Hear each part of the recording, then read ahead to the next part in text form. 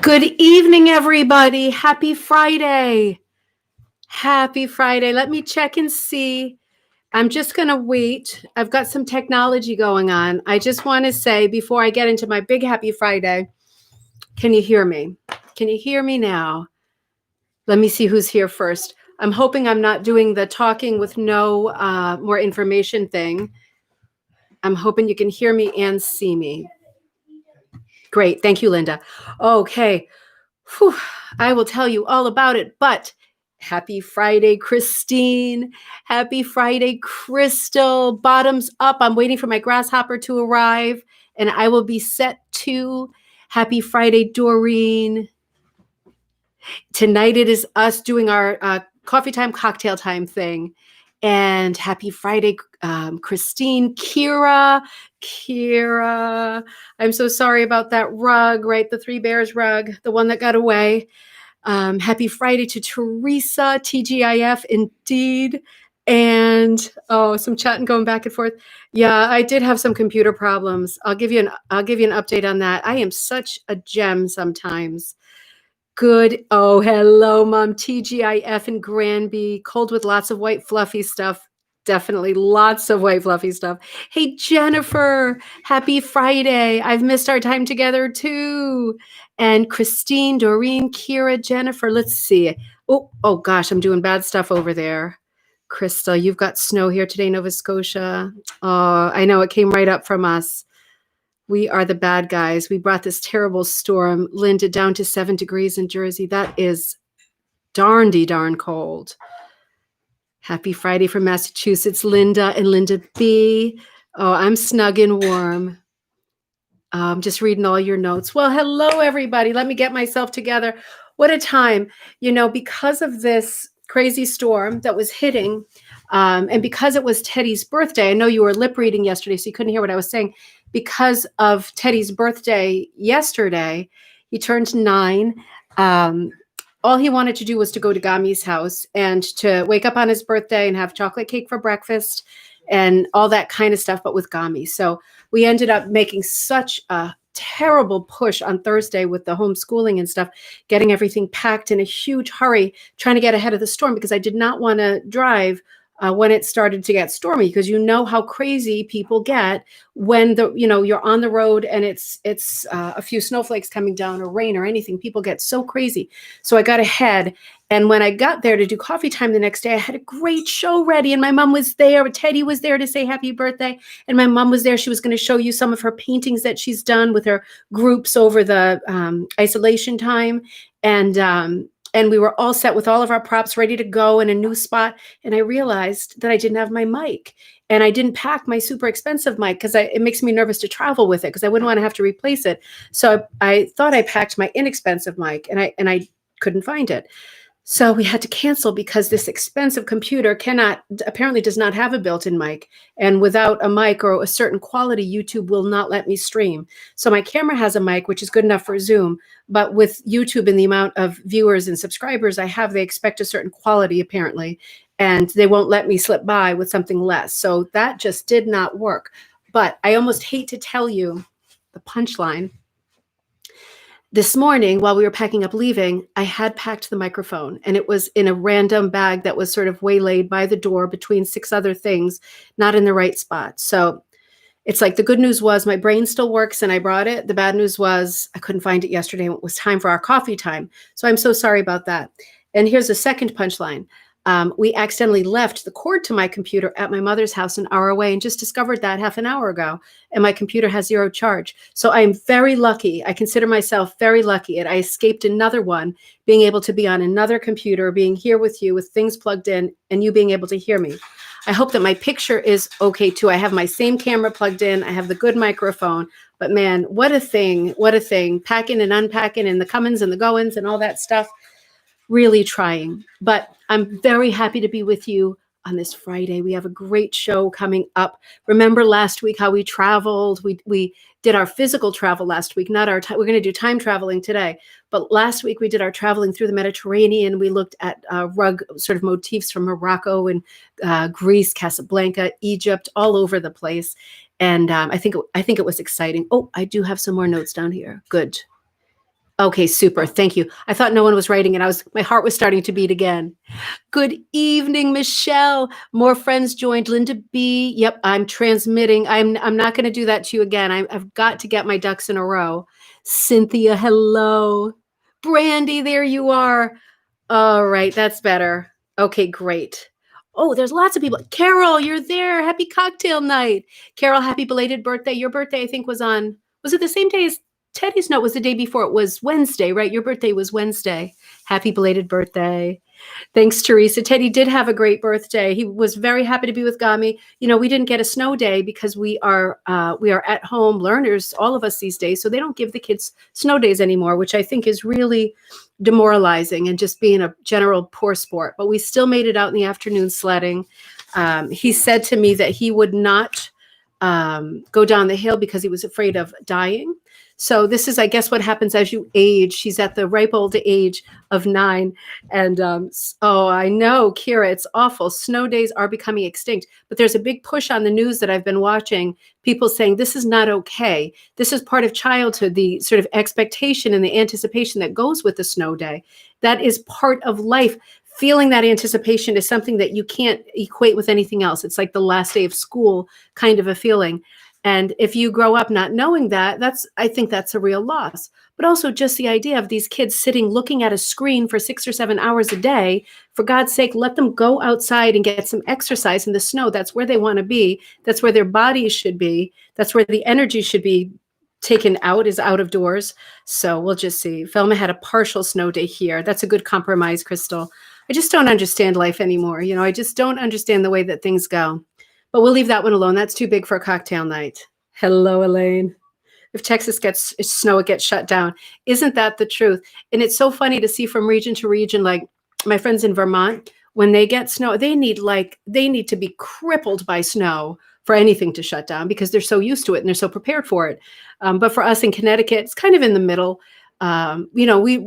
It takes a bit to get us shut down or get like a half day going. But, there's something in the budget for salt and plowing and all that. So that is part of That is part of the idea, I guess, is that to deal with the snow and to let people out of the house, you have to have the budget to be able to do the things you need to do to keep people safe and not suing the town. What a world, right? Let's escape. Let's escape from this world to our world. This is my grasshopper for tonight. Cheers, my dears. This is my favorite holiday drink. I think this is creme de menthe, creme de cocoa, and cream. Oh, that's so good. All right. I'm sorry, Christine. I know you have to get the kids their ups and downs in other ways. Don't knock my drink down. Do you want to say hi? Birthday boy, you want to say hi real quick? I got the tree right here. Got our champagne tree up with no decorations. There's number 9 boy. 9 years on this earth, being the sweetest, most gentle little person. Really so sweet. Till he knocks down the Christmas tree. So let me get us going on, get the tree in the picture. Some of our news. We have a lot to do and I'm in no rush. Weapon! Yeah. He's referring to, if you remember the days of sucking on the end of the candy cane until it becomes a sharp point and then stabbing your siblings with it. It becomes shot like a shot from the doctor. So a few things I wanted to tell you about before we move on to our fun stuff. I just want to remind everybody, being the week before Christmas, whether you celebrate Christmas or not, either way, happy holidays, obviously. And the store Ribbon Candy Hooking we have all the PDFs 50% off. So if you forgot about yourself and you've been getting stuff for other people and getting everything shipped and getting all that stuff sorted, and you forgot about your own project, you can download something for 50% off right until the 24th, Christmas Eve, and just, do your transfer, whatever method you use, and get something for yourself going. But that sale will be on 50% off until Christmas Eve, just on PDFs. Also remember gift cards. If you drop the ball on gifts for other hookers, Ribbon Candy Hooking does gift cards. You can always let me know if you just want white wool, if you want plain colored wool or yarn or supplies, not necessarily a pattern or a kit. I have everything. I just have not had time to list everything. Those are two of the things that's going on. I also want to let you know something to think about and file in the back of your mind. I know that there's a lot of people on the Facebook page, and our Facebook page is Rug Hooking and Punch Needle Club. on Facebook, if you Facebook, are there PDFs of any of the Nancy Thomases? All of them. All of them. Anyone that you see can be done as a PDF. And if it's not, let me know. If you're it's listing everything on Shopify is extremely tedious. And that's the problem. There's lots of crazy loopholes. So if you're wanting something you're not seeing, just let me know, because we can make that happen really quickly. Sure, no problem. So a lot of you on the Facebook page and on all the Facebook pages, there's a lot of people doing patterns, Heather, and a lot of people and other friends saying, oh, I love your pattern. Are you selling it? And those people, not necessarily Heather, although I'm going to encourage her to do this. A lot of people have written in the last 6 months and said, what can one do to get started with selling patterns? And what I'm going to do, just to let you know, this is a flea in the air thing to think about in the back of your mind.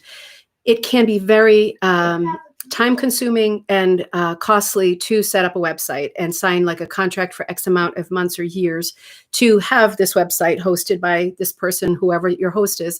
And that is an ongoing bill. And it sometimes is a deterrent to selling your patterns officially. So in the new year, between Christmas and New Year's, I am going to work on setting up a marketplace that will be for other people. It won't be the people I license like Nancy Thomas and Schmetz Pets. It won't be my designs, but I'm going to open up an area of ribbon candy hooking that's a marketplace for the people who want to sell their patterns, but don't want to go through the whole thing of setting up your own website. You just want to put your foot in the water and see how it goes without a lot of responsibility. So that is coming.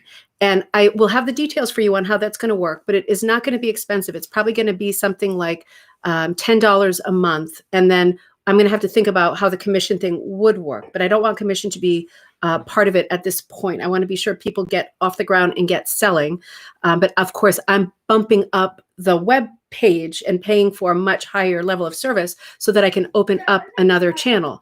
And the way that will work is that you will have to and I will do videos to help with this, maybe once every other month, load your own images, and you will be keeping track of your money separate from mine and your correspondence. So if somebody buys your patterns on the Ribbon Candy Hooking site, the correspondence will come to you, the order will come to you, and you will be expected to get it out in a professional looking way with finished borders, nice pattern on the backing that the person bought, whatever it is that you're selling that has to do with rug hooking, getting that out in a reasonably timely way so that I don't get complaints, that it's a month late coming to Ribbon Candy Hooking.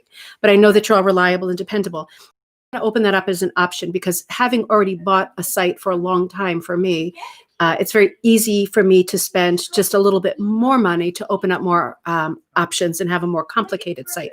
So that is coming first. If it doesn't come right after Christmas, between Christmas and New Year, it's coming first thing in the new year. And if you're feeling like it's the right time for you, that you want to start selling just a few things, it might be the perfect way to get started with something semi-official, but not totally overwhelming, something to think about. One of the other things, and I never say this, and I'm only going to say it here, one of the other things I've been getting a lot of emails about is like Christmas stuff. Can I send you a Christmas gift for the coffee time shows and cocktail shows? And I always appreciate the sentiment. And I hate asking for anything. And I hate putting out plugs for myself anytime. But I will say, I never think to say, but what is it called? Patreon link is always on our videos. Patreon is a website where you can support Ribbon Candy Hooking, that means me, and the show, if you want to. There are memberships from $5 a month. Every membership will get you different things, different benefits. There are some that you get like a percentage off on everything you buy always, even if it's already on sale or whatever, PDFs, physical stuff, anything. So that Patreon website that's always linked to the YouTube videos is a way of supporting the channel and supporting me doing these shows. And again, that's totally your thing. If it's a choice with free money between getting patterns and keep going with your projects or sending money to Patreon so that you can give me something every month, get your patterns. That's the most important thing. See how it goes. If it's there and you want to give, I'm very happy to have it because I do spend a lot of time on these shows. Is it on the website? I don't know. Is Patreon? It is on the website. Is it on the homepage? Yeah, make it a bit more visible. Thanks for asking. Apparently is on the website. Remember to thumbs up. That's really important too. We are getting so many people on this channel. It's hard to keep up. I'm happy to see all our buddies here, but the amount of views are crazy. Crazy good. So let's get back to our time traveling. Let's get out of this world. Did I do all our business? No. Oh boy, I've got one more big one. All right. Now, I know some of our Canadians are on tonight. I don't see Joelle. I know she'll watch later. So, okay, so this is quite big news, and I lost my main prop. Lost my prop. Oh, no, there it is. Okay, yeah, this is pretty big news. I'm just giving you the beginning of this. I did a lot of research before I'm making a big announcement on Cocktail Time. I did a lot of research to make sure that I was all set with this. I've been in touch with the Ontario Gallery of Art, OAG, Toronto, all the different Canadian galleries of art, because if you remember, and I'm sure you do, if you remember our cocktail night like a month or so ago, we had a really, I think, powerful and inspiring segment on Emily Carr. And for Americans, I think she was a new name, but for Canadians, she is an iconic artist, university named after her. She's very well known. And we talked so much about her sort of renegade lifestyle. She was so naughty, getting fired as a teacher for smoking and swearing at her students. And then she ran the hotel for years and years and had no notoriety at all. She always gravitated toward North American, Canadian sort of ethnic tribal culture and lived within tribes for parts of her life on and off. And I showed a lot of her work, and there was such a strong response to it because it was so different. When I looked at it, the only thing I could think of is that sort of mid-century artist Shaggy, who did a lot of loungy, sort of exotica kind of stuff. This is some of the stuff that I'm talking about. Now, I want to say this is one of her, this was in the segment that was Fine Artists Who Also Hooked. This is one of her hooked rugs. And this was from the website called Wanda Works in WIArton, ARTON.blogspot. Go backward if you want to get that one again. But this is on Wanda's blog site. This is on quite a few blog sites. That rug has since been repaired. These are all rugs. The dolphin, this one, her hooked rugs are typically unnamed. These are from virtualmuseum.ca for Canada, right? Not .com, but .ca. Actually, this one's the Canada website. This one's Main Digest, the dolphin or the shark, whatever that is. And then we've got the eagle rug. These are all from hooked-in-london blogspot.com. The sort of hippos with the birds and the eagle rug. So I've been in touch with all of these museums, and I've now got written permission to do the Emily Carr designs as hooked rugs. So everything of hers that within reason, because there's a lot, is going to be coming out on Ribbon Candy Hooking starting between Christmas and New Year with her hooked rug designs. I know, right? And then from that point on, I'll just be trying to get on as many of her painted images as translated to hooking as possible. And everything will be offered as both a pattern on monk's cloth, rug warp, linen, or as a kit. And the reason I'm offering kits, and I don't always offer kits, I think it's good, right, is because her colors, this is very pastel for her. Her colors are over the top, right? This is a very damaged rug, but very, very different colors. And with these pictures, it's a little harder to see, but the amount of motion in the background is just crazy. And if you're feeling like you want exactly what she has done, I'm going to kit them exactly. So they will be available as kits, and they're also available just as patterns or as downloads. So I will show you, like this is one that I drew that is going to be on the website right away. That's the beaver totem, right? I just showed you that one. That's the one with the yellow background. So I'm translating them as best as I can. And I think I'm doing a pretty good job. I don't toot my own horn with a lot of stuff, but I think I'm doing a really good job to get all those, it's a very subdued background, but that's the way that she's hooked it. And I'm putting all the information for how she's hooked it into all of these patterns. So this one is going to be up on Ribbon Candy Hooking. I think it's already up for pre-order. And then this one, so that was this one, right? And then I got this one ready. So this is this one. Now, again, there's going to be a bunch later tonight. Okay. This is this one, right? I traced it like 10 times to get my lines right, is going to be this one. Now, here's my problem. so I'm putting the hook drugs up first. There's like 6 hook drugs. The 6 hook drugs are going to be the first designs that I put up on Ribbon Candy Hooking because it's right there. It's the low hanging fruit. So here's my problem. And here's what I could use some help with, particularly with people in Canada. I can use the patterns, right? I can use the patterns and I can turn them into hook designs. That's all set. I'm not worrying about that anymore. I have everything written in writing. Everything's all set. But I do not have permission, unless I go person to person, to show you the color photographs from all the different galleries, right? Because I haven't seen the pictures in person, because I haven't been to Canada for years, and I just found out about Emily Carr a month ago.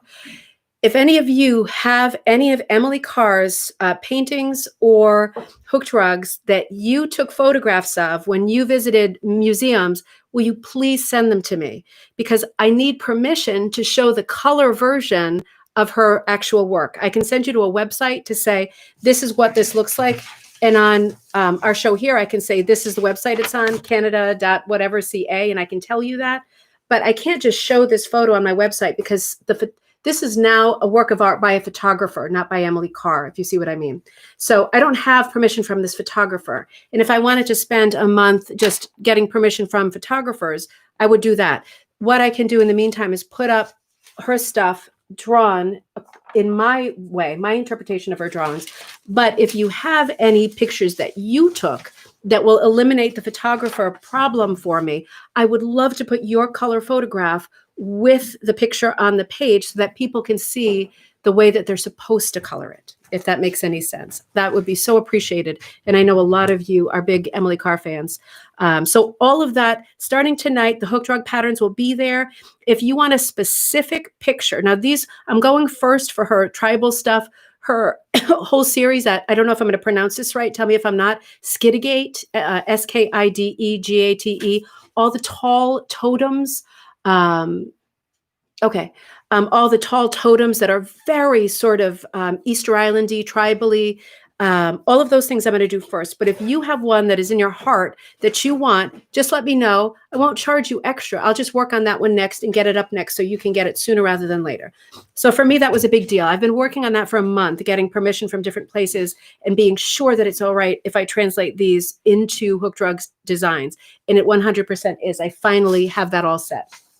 So that was exciting. So that's one of the things I've been working on, and more to come. It's exciting because I want to hook them too. And I don't like them being sort of in this weird limbo where her art is so important, being a woman artist and being a Canadian artist and, a woman from that time that was so different than everybody else. I want to hook them too. And I want to show them when I hook them. So I really needed to have that permission in place. Now, in the meantime, I was working a little bit on this weekend. Not this weekend. I was at my mom's, so it felt like the weekend.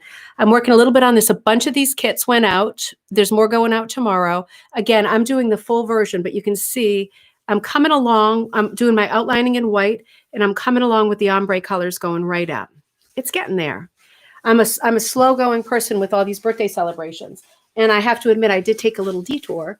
If you saw my Facebook post, I got really excited about that whole Pearl McGowan fusion with Mackenzie Childs doing checkerboard backgrounds. And I started doing a little bit of this right on a naughty, right onto the burlap.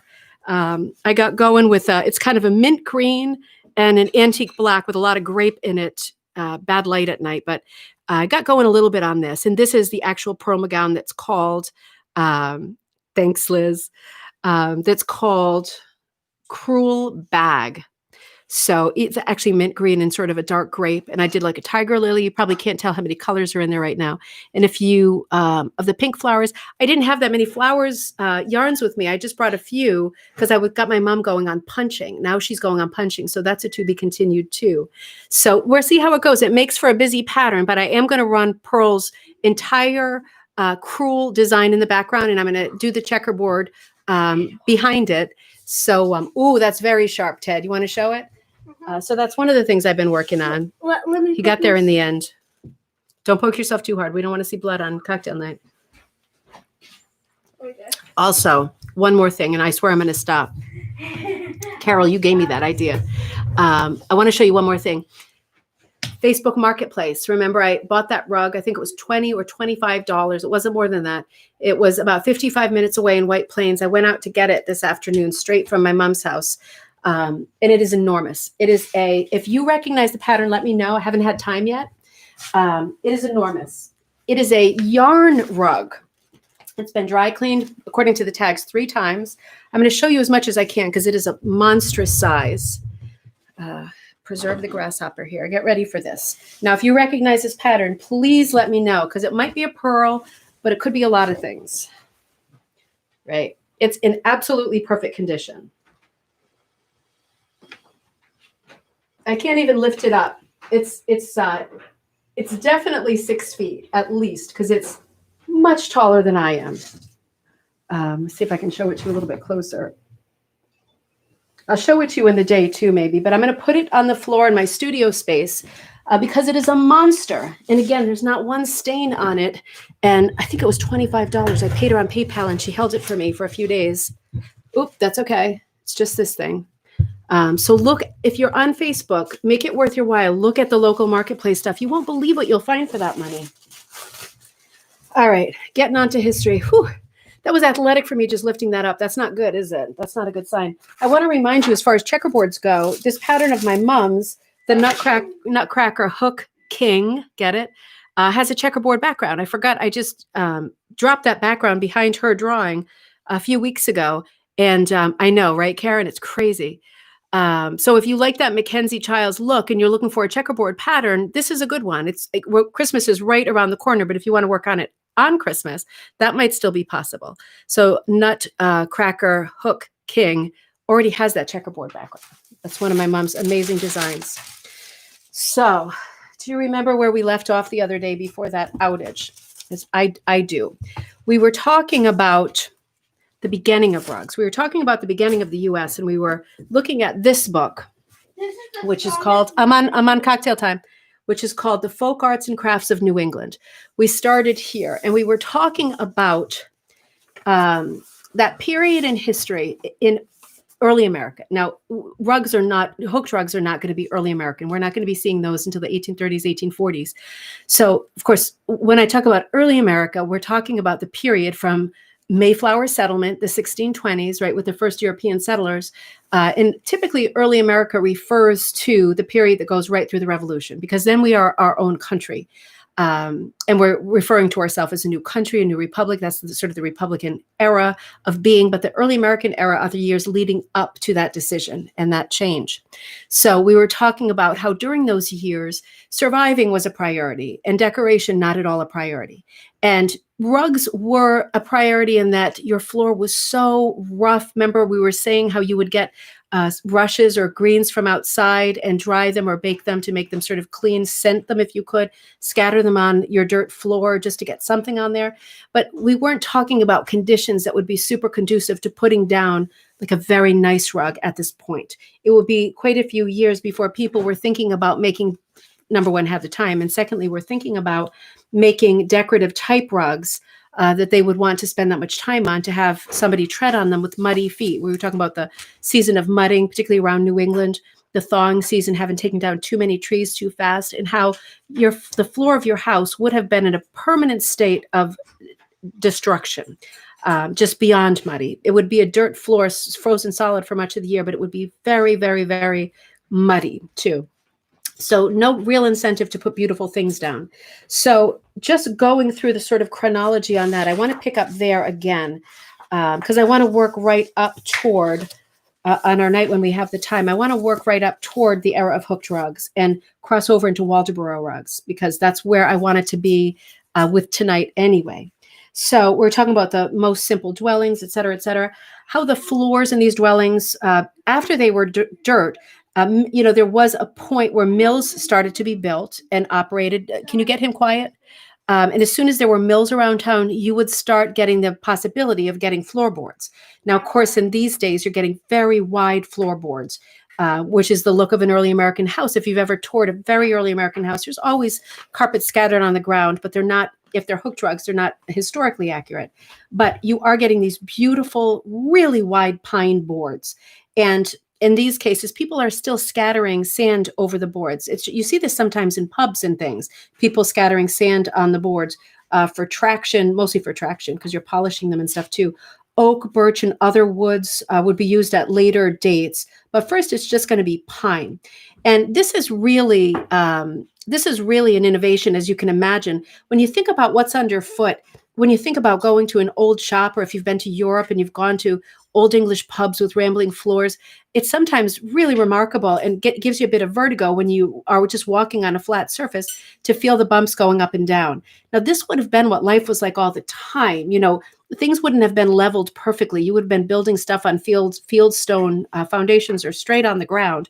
And having these pine boards would have been helpful, but they certainly wouldn't have been particularly flat. They wouldn't have been perfectly flat. Even in the best houses, everything would have been a bit lumpy, bumpy. It's interesting to think of the innovation of even having a flat floor, because if you can imagine, if we equate what's underfoot in your home to what's underfoot outside, and you think about, I know we've touched on this in past episodes of Coffee Time. If you think about, for example, the earliest roads, right? If you get out of the house and think about the road outside the house, we're talking about the first evolution of the road will, in America, naturally be the old Indian pathways, right? So we would say Native American trails, the old pathways that were already beat down because of the way that the existing people here had already been traveling for years and years. So those ways were already beat down, and it made a lot of sense to establish roads in places where the vegetation was already beaten down, to a good extent that you could put a road down. So we're first just using those roads for our own roads for traveling in early America. And then the first evolution of the next road will be to cut down trees. And remember, we call these pikes. Remember, you turn the pike and that's your turnpike when you're trying to block the road off and make money, whether you have permission to or not, you might be doing it. People are taking the pikes, which is just the tree trunk part, and putting them down over these old trails, which keeps them up off swampy areas. It gives them a bit, you wouldn't put them down universally. You just put it down where there might be flooding and things like that. And you get what becomes known as a corduroy road. Teddy, you need to stop, because it goes like this. Right? Bump, bump, bump. And you can imagine what that felt like traveling in a stagecoach, which you would be. It would be awful. Boom, boom, boom. I mean, that would be super sick making. So we had those corduroy roads, but until the mills started doing milling work with saws and water power, they were not able to cut those pikes in half and use them, for example, for floorboards. And as soon as they did, the next evolution of the road will be they won't use those corduroy roads anymore. They'll cut the logs in half, and they'll make twice as long of a road because they'll turn them face up with the flat side up. You're still going to get a lot of lumpy, bumpy, boom, boom, boom, boom when your stagecoach rides over them from one town or one inn to the next. But it's going to be a huge improvement on just the pike part, right?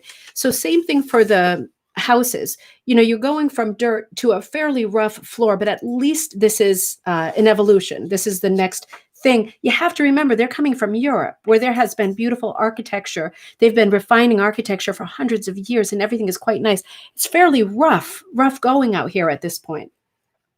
So floorboards are made of pine. Now, this is the era of, people will be putting down on their floors during these days, pine floor or not. If you had any animal skin, even if it was like a calf or a deer skin, something like that, you would put that down, especially for warmth, right? And again, everything is about warmth at this point. Nothing is about decoration. It's too early to think about decoration and ostentation, because you just want to be sure that you eat and you don't freeze to death. So we're talking about the barest of comfort. Remember, this chapter is called Rugs and Comfort, because we are moving toward comfort and we are not there yet. So calves and deerskin are about it. People will start doing braided rugs before they're starting to do hooked rugs. And we already have a tradition in other countries of people doing rugs with a needle.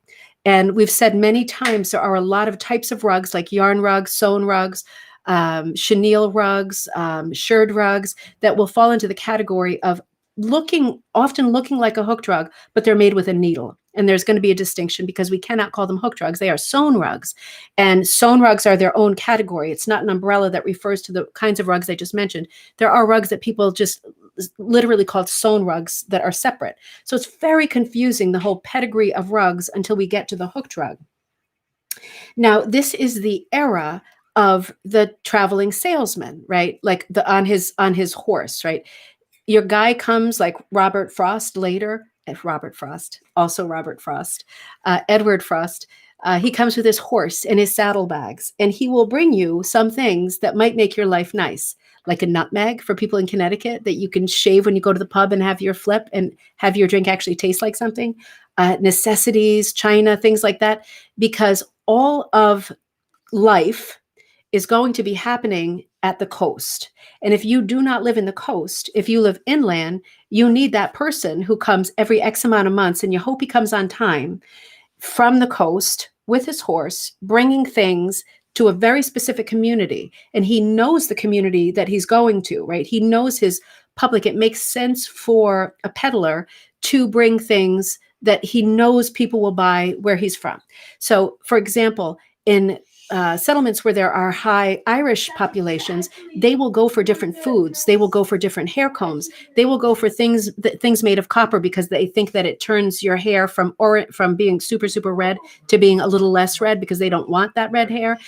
He will know all the ins and outs and quirks about the people who live in the community that he shops for when he makes that titanic trip to the coast to collect stuff. And then he brings it back to these little towns, and you get what he brought. And that's what your choice is. So we already know about Edward Frost, so I'm not going to go into that in any great detail.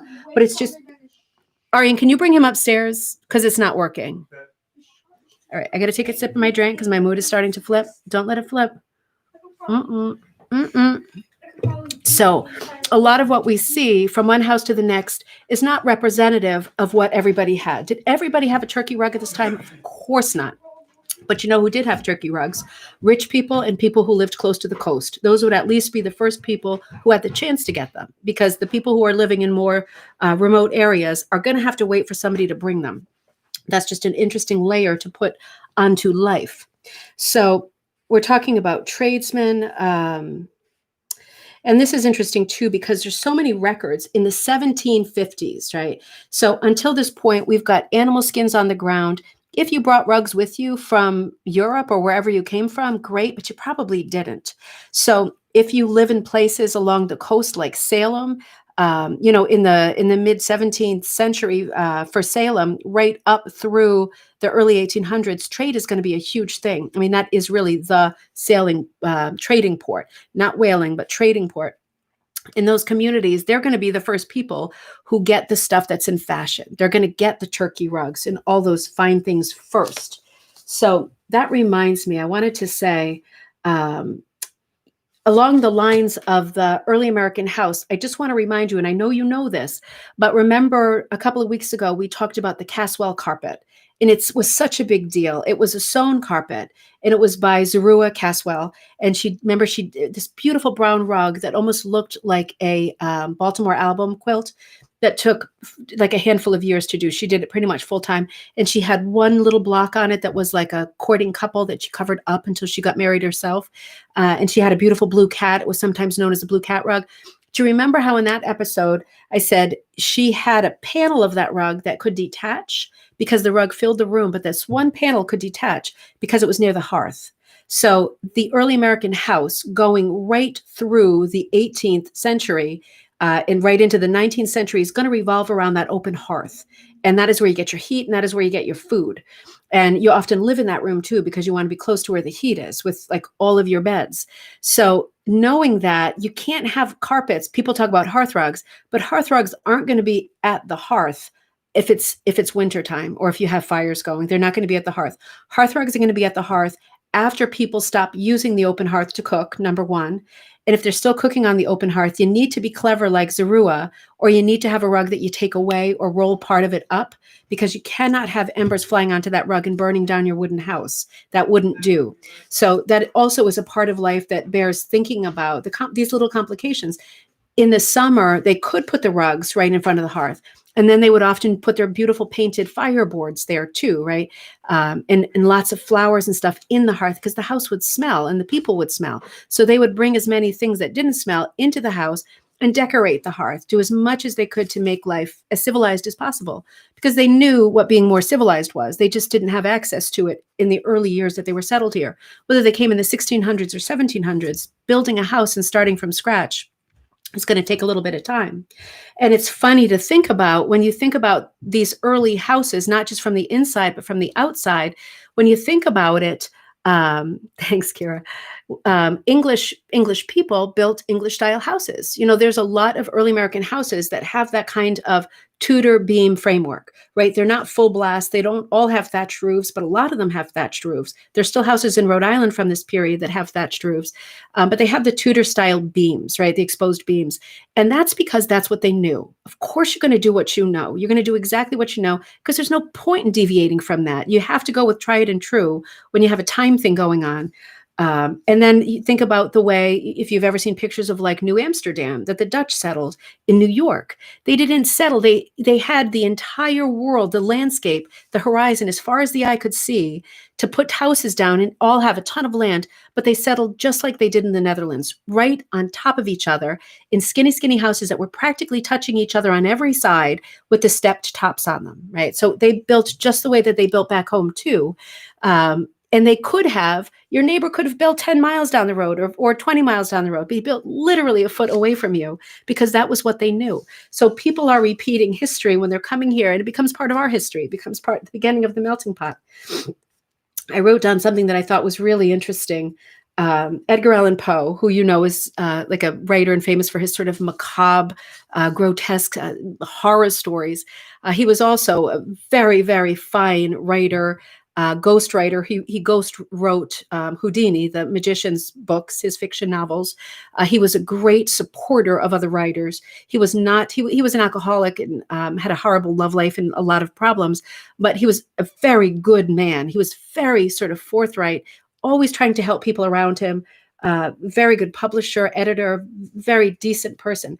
But one of that sort of persona aside, his eerie persona, he wrote a book. Or at least a pamphlet, I should say, on interior design in 1840. And within it was an essay about decorating. And in it, he wrote, and this should be our motto as hookers, a carpet is the soul of the apartment. And by apartment, of course, he meant your dwelling, whatever it was. But the carpet is the soul. And he said that, and it means a lot, because it's not just, particularly if you're making it yourself, it's not just your time, your labor, your love, your thought, your energy that goes into it. It gives character to the room, right? It's the heart. It's, for him, the soul, and everything works around it. I just thought that was an important thing, sort of quote that I found this week that I wanted to say before I forgot, because it really, even in 1840, people felt that the floor was that important in terms of giving character to the rest of the surroundings.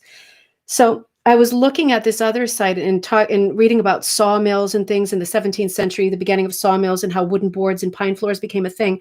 As you can imagine, when that happened, when pine floors became a thing, even if there wasn't time to make a rug, and you didn't have a rug, and nobody came to offer you a rug for sale, and a rug wasn't even a thought, you would still want your floor to be the soul of the room. Carpet anchors the room. It does, Karen. Exactly. I mean, it's a fact. There's no getting away from that, right? Even if you just had a pine floor, like the one I just described, there's a sawmill down the road. You get a chance to get your pine floor now. You're not thinking about decorating. You're thinking about having a floor. You might want that floor to still be pretty. So we're going to get a trend at this point. We're talking about the 17th century still. We're going to have a trend in painted floors. Now, this is something you can imagine too. Wherever you are, hopefully there are historical houses with early homes from, if not the 17th century, the 18th century, that still have painted floors. You often see stenciling around the corners, very traditional to have very bright colors. And this is an example of let me see if I can find the reference to this. An example of a painted floor. Let me show you this. I wanted to tell you exactly. Oh, shoot. I'm such a ding dong. I'll tell you if I find it. This is a rug painting that went up for sale on Skinner. They're auctioneers like Sotheby's. And in the painting, it's a beautiful portrait of early American children in the family. But this is a painted floor, and it's meant to look like pieces of marble. Right? Like two different kinds of marble, almost like a marquetry or parquetry floor, but in marble. So this whole style of sort of trompe-l'oeil, tricking your eye, painting the floor was a very big deal now, because in place of rugs, if you didn't have it and you couldn't have it and you couldn't get it, you would be thinking about painting your floor at this point. And this will become a huge trend for 100 years. And of course, we'll revisit this trend many, many times too. as life goes on.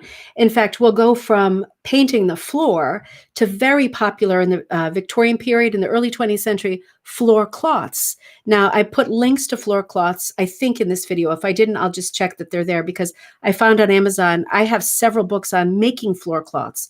And what a floor cloth is, it's a very durable piece of canvas, and it's just sewn or glued under the edges. And you would think, how could a piece of canvas on the floor help me with my life? It's remarkable how durable they are. Once the paint is on there, acrylic paint is fine.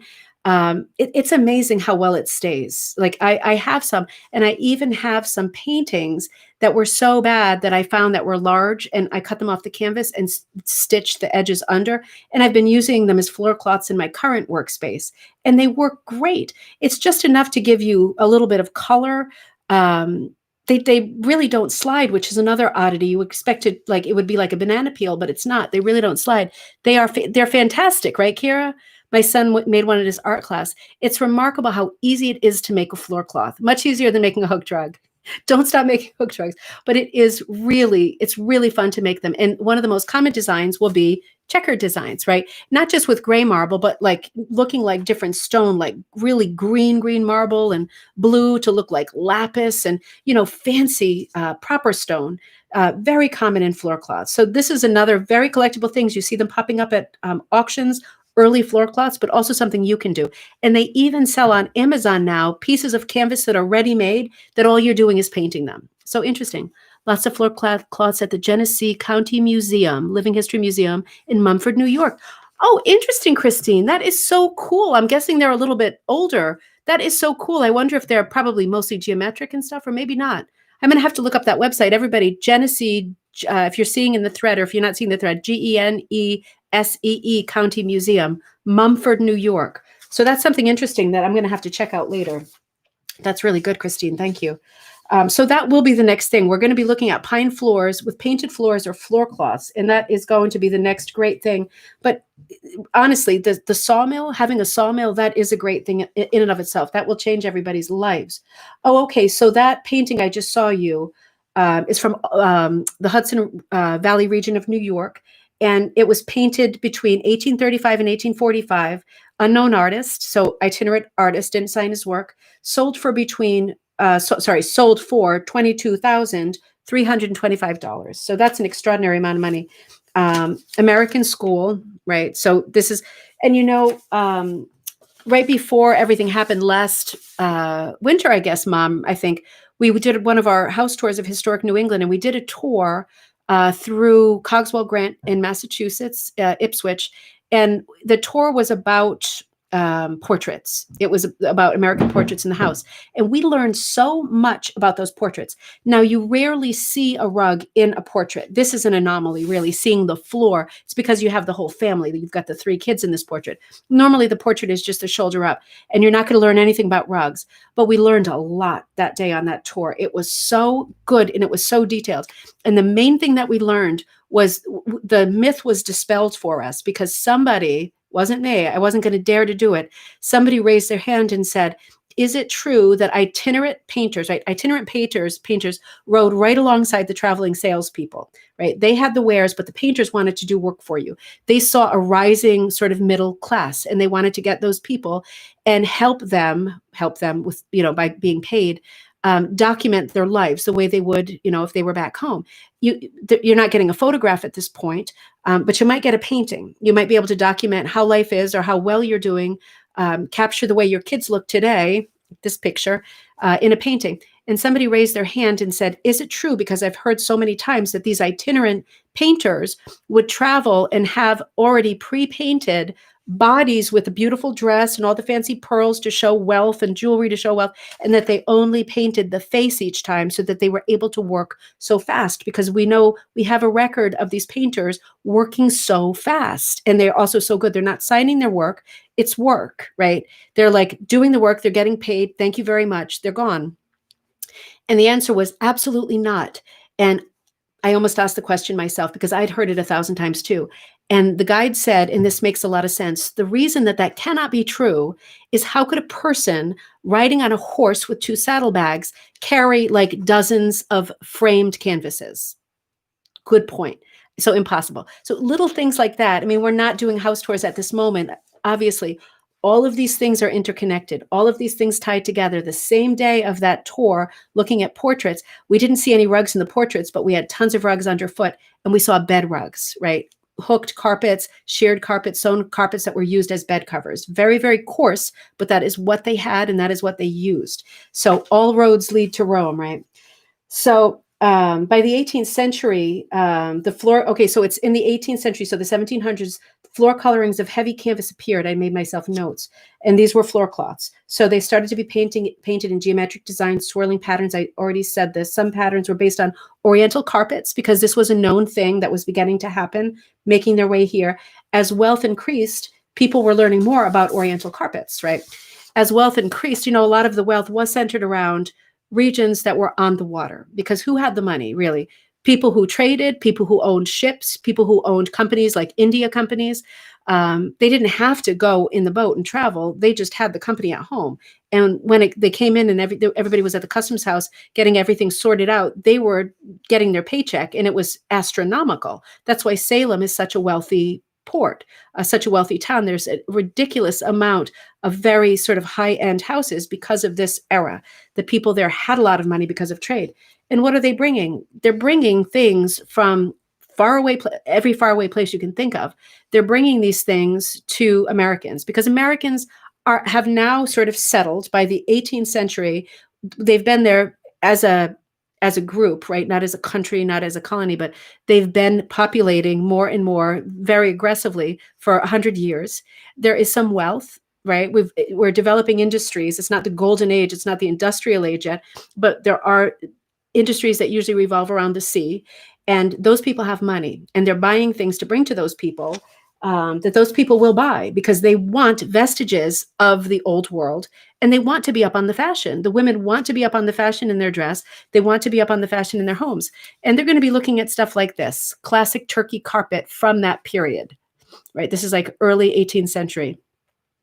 We looked at a lot of rugs like this last week when we did our tour of the Mediterranean, right? This is a Turkey rug from Turkey. So these are the kinds of rugs. Can you imagine in the 1700s, early 1800s, living in Salem, or even earlier, let's say early 1700s, because they're already trading. Imagine living in Salem at that time. Wouldn't you think that life would be so gray and fearful and cold and bleak? I mean, they had paisley shawls, and they had Turkey rugs, and they had beautiful tropical birds and bird cages, and they had people of every color from every country coming off of those boats in suits, walking down the streets and making a living. It's remarkable to think of it as being a hub. It was a hub. This is also going to backfire. I'm not going to go off on a total tangent, but this is also the reason why in Salem we probably had the witch trials. If you think about it, all of these people coming from different cultures, not just Europe, not just the Orient, but, island communities where the religion is still what colonists would think of as superstitious and Christian. These people are coming too, and they're working, like in the case of the Salem witch trials. Tituba, who the whole thing revolved around, was working like as a maid of all work for the house and of the priest who had the two girls that were the accusers.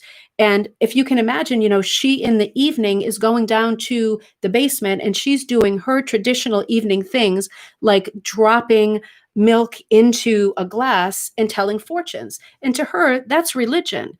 And to the two little kids, unfortunately, one of them sees the shape of a coffin when the milk drops into the glass of water and goes out of her mind and starts calling her a witch. And then what follows in the next 2 weeks is an insane witch trial. And eventually 19 people are killed for being witches because it spreads. But it's part of the reason it would have spread is because there are so many cultures in one teeny tiny little town. And in one way, it brings us wealth and variety. It brings things into our homes. It brings us up to fashion, but it also brings people and the unknown from different places, people we've never seen before and we don't know anything about, who will unfortunately often become the enemy. That's a different conversation, but it's interesting to think about the kinds of places where we're getting these early carpets Think about the people coming and going, and birds in cages. And I think I've mentioned before, like the elephant coming off the dock in Salem. They had such times back then. It wasn't as boring and drab as one would think, not even in the country, because your peddler's going to come and bring you all this stuff. So these Oriental rugs during this period are going to be a bit too pricey for the average person. And they're really not going to make their way into the inland, into the very rural communities. Nobody's going to carry a bunch of rolled up rugs, even on their horse, so far when people in the towns in between would buy them and then he's done. So it's going to be a while before we see these kinds of beautiful imports going very far inland into remote areas, particularly up to far northern New England, where the population is very, very thin. So during this time, people will be putting rugs on their floor in wealthy communities and in more urban communities. But in more rural communities, people will start making hooked rugs. And I'm talking about the late 18th, early 19th century. So getting into the 1800s now, getting into this, let's just say in 1840, machine-made rugs are readily available. You can get them. Anybody can get them, no matter where you live. You can get them if you want them. People might not want them and they might not be able to buy them. So they're still going with the earlier methods of rug making. I'll just remind you that a shirred rug is packing strips together and then sewing them together, almost like quilly. So it's still a needle-driven rug. But in the 1840s, I can also say, besides machine-made rugs being readily available, hooked rugs are known just about everywhere. That's recorded, that can be trusted information at this point because everything is a moving target. But that is for sure. In the 1840s, people did know about hooking. They had figured out that using a needle was okay, but pulling something with a hook, drawing something up was a lot easier, and it was going to work a lot faster, and you didn't have to have that needle. You could use a utensil and bend it, and your husband could do something for you that would help you make a tool that would work really a lot faster than what you were used to. And because sacking is readily available too, it's going to make a lot of sense for you to stop doing things with a needle that are so fiddly. Imagine a shirred rug stacking little tiny bits and folded bits and sewing them together. What an agony of work, compared to just pulling loops like this. Easier said than done, right? Especially for beginners thinking that's never going to happen, but it can go quite fast, especially with really thick rags. Now, in the 1860s, we're going to jump. So in the 1840s, people are already doing what we can picture, beautiful little hooked rugs. Let me just show you some of these pictures before we move on. This is a great picture from this book of a recreation of an early American hearth. You see all the pretty things they have for scent up here. Salem was bigger than Boston. Salem was like the biggest port. If you ever have time to go to Salem, don't get me started here. If you ever have time to go to Salem, don't do the witch stuff. The witch stuff was like 1 year of their history. The trade was hundreds of years of their history. All those beautiful historic houses that are open for touring. As soon as you get there, there's a replica of the Friendship, which was their main trading ship. It was in service the longest and did so many journeys back and forth to like the Far East. Right off the dock, it's usually still in the water. Right next to the House of the Seven Gables, which is Nathaniel Hawthorne's family house. I think that was his sister's house, but one of the best house tours you will ever see, with so many sneaky hidden passageways. You cannot have any kind of a handicap to go through that house. It is crazy. You almost feel like you need a Sherpa to get you into the attic room, which is also open to look at. Right across the street from the dock where the old boat is like the old India Company, and it's tiny. It's the size of a garden shed. When you open it, all those old barrels are there with spices and smells that you've never smelled before, but yet seem familiar. How strange is that? It's like you can't have smelled them because they're things we don't use anymore, but you have smelled them. It's the eeriest feeling. And then next door to that is the candy store. I forget what the name of it is. I think it's just maybe Ye Old Candy Company, but they sell the blackjacks, which were used for like 100 years as currency in place of money. It was a candy that was so desirable all over the world that people would take blackjacks over money. Blackjacks, and what was the other one? They had another candy, but they sell both of those candies by the same recipe. And you can walk around that downtown area easily avoiding all the Wiccan stuff if that's not your thing, and getting such customs house tours interesting. Oh, I've never done that. Oh, that would be interesting. I was always so sad when I ran my tours. When I worked for the Smithsonian, I often had school groups that were very religious groups. And the teacher would say, I want to completely bypass Salem because we don't like that stuff. And I always used to think, what a knife through the heart. It's not just about witches, it's a huge part of American history. How can you bypass what was the most important port and therefore one of the most important stepping stones to understand the country's history just because you're afraid that, you're going to pass a store with witch stuff in the window? It is what it is. Everybody feels differently, right? But get to Salem as soon as you can. And hey, maybe all this is over. We can plan some tours ourselves, right? I still have all my great connections. Wouldn't it be great to plan some tours? There's great needlepoint stores and stuff in Salem too. Maybe there's even a rug store there. I don't even know. So this is a nice one that shows an animal skin on the ground. That's right. Hawthorne did work at the Custom House. I forgot about that. And I remember he got in trouble there for some reason, which is why he moved to Concord.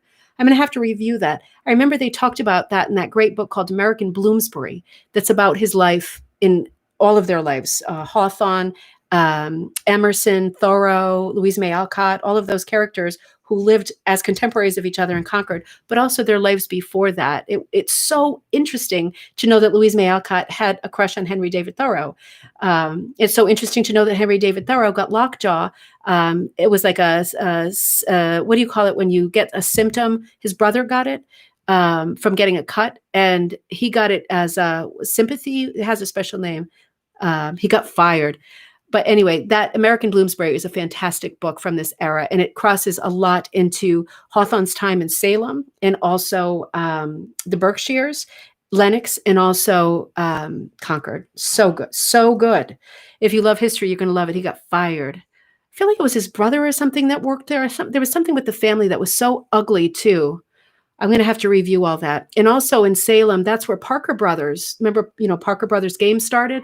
They put out Monopoly, which was then called the Game of Life, around this time that we're talking about. And it was a huge, huge big seller, as you can imagine. It was a board game.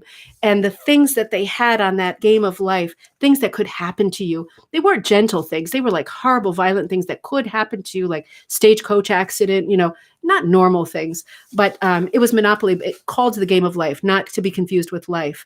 But so many interesting things happened in Salem. That's what's so sad when it gets this rap for being all about witches, which is also interesting, but it's not the identity of the place. Now, this is another example of an early interior. And you see, here's the turkey carpet that somebody could afford, but they're not going to put it on the floor. I mean, let's not be barbarians. They're not going to put it on the floor. They're going to put it on the table. They want it for decoration. They want it for color. They want you to know that they have it if you're their neighbor. But they're not going to be barbarians and put it on the floor. They're going to keep it nice and safe on the table. So I'm just looking at the rest of this book to make sure that I bled it for everything that's worth talking about. What's really nice about this book is that it gives you examples from literature and history of people remarking on hooked rugs. This isn't where the Edgar Allan Poe came from, but this little quote is from Kate Douglas Wiggin, who is the author of the Rebecca of Sunnybrook Farms series. So she wrote about welcome mats in her book called More Chronicles of Rebecca. And she wrote, Rebecca could see the Kames's brown farmhouse from Mrs. Baxter's sitting room window. The little traveled road with strips of tufted green between the wheel tracks curled dustily up to the very doorstep. And inside the screen door of pink mosquito netting was the wonderful drawn-in rug. So that's a drawn rug. That's a pulled rug. That's a hooked rug. Drawn-in rug shaped like a half pie, so it's a welcome mat, with welcome in saffron letters on a green ground. I mean, that's a whole paragraph of text to talk about how beautiful this rug was, what an impression it made upon entering. And did you catch that description of the road? It was a road that wasn't paved. It didn't have wood. It wasn't paved. It was just an old path that led to the house that right inside the mosquito netted door had this beautiful saffron lettering that said welcome. Examples like this are why it's great to read and research, because you get little bits and pieces that we can file in our bag of tricks. Much of this chapter about comfort and rugs in this book is about Zorua and the Caswell Carpet. Much of it is. But here he talks about Catherine Lee Bates, who was the author of the song America the Beautiful. And she says, Catherine Lee Bates says, a dozen factories were gathered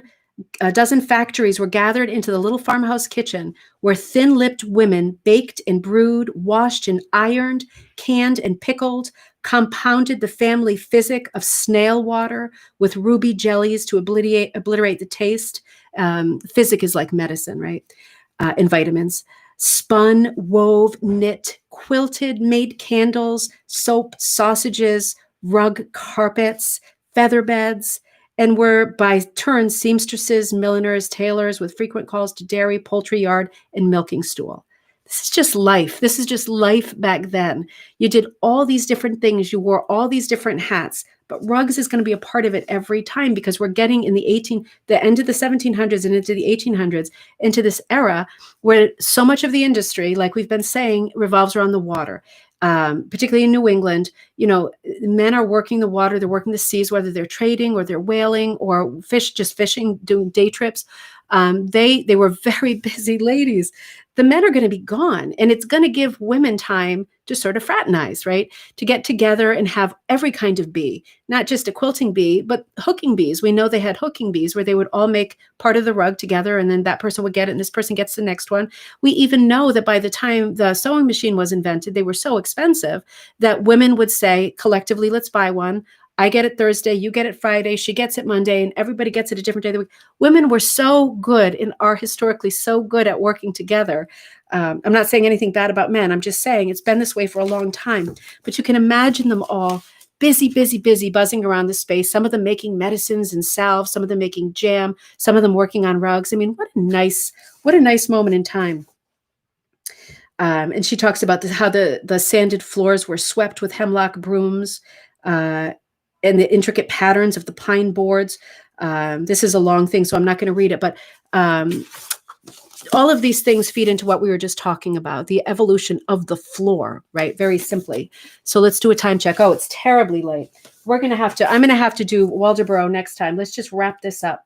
I'm going to wrap this up by saying, I wanted to transition into Walterboro rugs. Let's start next week with Walterboro rugs. I got this great publication. Finally, I was looking for it and I had to search in. Finally, Art Underfoot. It is a history of the Walterboro rug. I'm going to be working from this next week. I'll give you information on this because I found a good place to buy it cheap. Don't buy it expensive yet. I'll tell you right now, actually, just in case you want to order it. I got this copy on Abe Books. You probably know abebooks.com. I got this copy there, $10 plus shipping. When this comes up on eBay, it typically comes up in like either the hundreds, like 270. Sometimes you see it for 120. There might occasionally be a copy for 40. He has a bunch for $10. $10. It's not a thick book, but man, you're going to want that book. And this book too, I'm going to talk about next week. So I'm going to put these links, another Walterboro book published by Rug Hooking. Let's just wrap this up on this, a couple quick notes. Here he is. There's some weirdness going on. My birthday was yesterday. It was. He's 9. How did it happen? So rag rugs, and we were talking about hooked rugs, and we were talking about how in the 1840s hooked rugs are very well known. Let's just finish the timeline of this tonight by saying, okay, so hooked rugs are very well known in the 1840s. People know what hooking is. Thanks, Karen. People appreciate that they can do it. And, they're figuring it out. Here's your burlap sack. There's a piece of charcoal from the fire. Draw your pattern on there and start hooking with the scraps that you've been saving. Great. It's going to be 20 years later that what is then, we should think about this as the designer rug of the time, when the designer rugs of the time come out. And what I mean by that is that in 1860s, we're still having our traveling peddlers coming through, but here comes Edward Sands Frost. And here come a bunch of people like him, Ebenezer Ross. We've talked about some of these names, different people in different communities. Here they come with the new and improved. So you've been struggling with charcoal and trying to make things symmetrical and trying to make things artful with your rugs. And here come the designer rugs. These guys that are saying, you don't need to do that anymore. I have a printed pattern for you. I have stencils. I can make a uniform pattern and I can sell it to you ready to go. Don't mess with charcoal anymore. We got this. And here comes in the 1860s, the era of the designer rug. Now, do you need a rug that's professionally stamped? Well, it's a prestige thing and it's a convenience, isn't it? And how many decisions do we make in our lives still that depend on those two factors? So yeah, you don't need it, but here he comes with his horse. He's a peddler. He's got a bunch of these designs, saves you a lot of work. Hey, if you can afford it, you're probably going to go for it, right? It makes a lot of sense. And at the end of the day, this is now, I'm not being disparaging at all because I would pay anything for any of these rugs. This is what you've been making. Now, this is the highest example of what you've been making, right? These are phenomenal hooked rugs that are not patterns, just basic patterns, charcoal, very good examples, but very simple, right? That's what you've been doing. Now, if you are tired of doing geometrics and messing with your charcoal, here comes Edward Sands Frost. And now you can do this, right? Now, you decide whether it's better or worse. There's your lion with the patriotic shields, right? New Republic, that's important. Patriotism, super important. Here's a lab or setter, probably a lab. And here's like a different kind of a lapdog here with the floral wreath. And yeah, now you can do this. You can do a designer rug instead of, diamonds or log cabin. Here's a little family of kitties. Look at this. I mean, talk about popping it out. You've got something that looks like an Oriental rug, but hey, it's more American. You've got all these varieties of roses, very quaint. And again, very patriotic, eagle with the nest, right? That's very important right now. Patriotism is very important right now, being a new republic, a new country. All of that's going to be important. And he's going to put out a lot of patriotic designs. So it becomes a question of, do you want to do your geometric rugs, or are you going to go for the designer rugs when you get the chance? Finally get the chance in the 1860s, are you going to go for the designer rugs? And as we know, the pendulum will swing many times, right? People will do these designer rugs. They'll take the stamped patterns, the pre-stamped patterns. In Canada, the Garretts, the blue nose patterns. People will take them and use them, and then we will see a massive trend and be able to identify rug patterns from those periods because these patterns are uniform, right? We'll see the same ones over and over and over, and that helps us historically with charting them and where they came from and where they were popular, where they were sold. But that aside, the pendulum will swing again in the 20th century when we see people like the Hutchinsons doing completely original work again. The pendulum will swing wildly again. The Emily Carr rugs, right? That's turn of the century, 1910s. The pendulum will swing hugely in that direction. And my point is, there is no right way, is there? You get more choices as time goes on for everything in life. You can still do your geometrics with charcoal. You can still, you can choose the designer ones, the Frost ones. You can choose designer ones in stores today. But at the end of the day, there is not a right way. And I'm going to leave you on one sentiment that I thought of while I was in the shower, where all the great thoughts. By then, men were working in factories and making money. That's a good point, Karen. When women are finally at home and they're not having to work around the house because a man is making enough of an income to cover them, you get all kinds of choices of things you might buy. We know that the blue nose patterns were being sent all over the world, not just North America, the US and Canada. They were being sent all over the world. They were super popular in England and Australia and New Zealand.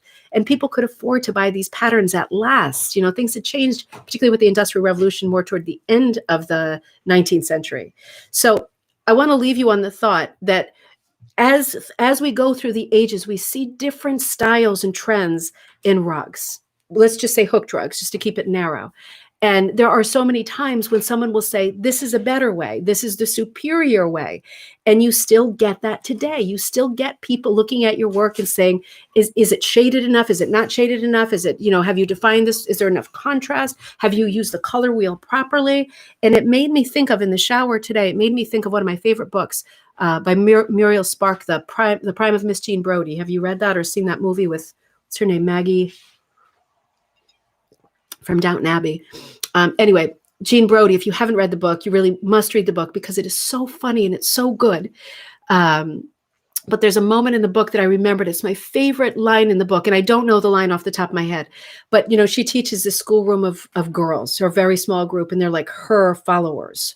And she really sort of preys on them, and she tries to transfer her own personality onto them in such an aggressive way that that's what makes the book funny and a little bit scary. And there's one moment of the book where she says to the girls, she has them all gathered around for art class under a tree, because she never does class in the school because she never wants to hear her colleagues to hear what she's saying, because she's always saying things that are inappropriate and incorrect. So she's got them under the tree and she says, who is the greatest Italian artist of all time? And one of the girls said something like Caravaggio, or maybe like Donatello, something like that. And she said, nope, it's Michelangelo. He is my favorite. And that makes me think of the way we get told, also in rug hooking, in everything, that there is a right way. And there's not a right way. And you have to question and push back and wonder every time someone says to you, like Gene Brody style, no, that is not the way. We're going to do it my favorite way, because that's just not the way the world is. There's lots of ways. There's lots of styles. There's lots of ways. But just think of that every time you're questioning something that you're doing creatively with your hooking. Think about that phrase and what that means. Don't let anybody tell you what the right way is. If you like what you're doing, that's the right way. That's right. Create. All right. Dame Maggie Smith. Thank you. That's her. I love her. She's so young in that movie too. It's such a good movie, but read the book. The book is even better. Hey, have a great day tomorrow. One other thing I want to say, I'm going to log out. We're going to start with Walterboro books. Let me have them. This little girl. You never get to see her because Buttons is with my mom tonight. This is Pitter Pat, the cat. She's our little sweetheart, but she's never around. She's never around when the dog's around because he terrorizes her. That's Pitter Pat. One thing I want to tell you, next cocktail night, I'll be with you Monday for regular week of probably except to be continued. No, it's a regular week. Monday, Tuesday, Thursday, we're going to be doing our coffee time. Wednesday, we'll do our Zoom talking. Tomorrow night, I have a class, so I'm not able to Zoom tomorrow night. It's a beginner class tomorrow. That brings us to Friday, which is Christmas. I will do coffee time on Christmas Eve day as scheduled. And next Friday is our bingo night. And it will be on Christmas. And I will run bingo night on Christmas night. And the reason I'm doing that is because just like with Thanksgiving, I know a lot of people are at a loose end this year and you might not have anything going. So I don't see any reason why not to run it in the evening. The kids will have opened up all their gifts and we'll be all set. I will run bingo night as scheduled on Friday on Christmas evening. Okay. So we'll get everything set before then, but I will be here for you, with you, and we will have our fun. And if you can't tune in because you're with your family for the holiday, you know that if you bought a card, that I will know you bought a winning card and I will let you know if you can't be there live. But for everybody else who is free on Christmas night for whatever reason, we will be together and we will do our bingo night as planned next Friday. In the meantime, see you on Monday and we will talk about the history of Walterboro rugs, abebooks.com. Art underfoot. You can get a head start on it. I'll see you all on Monday. Have a great weekend.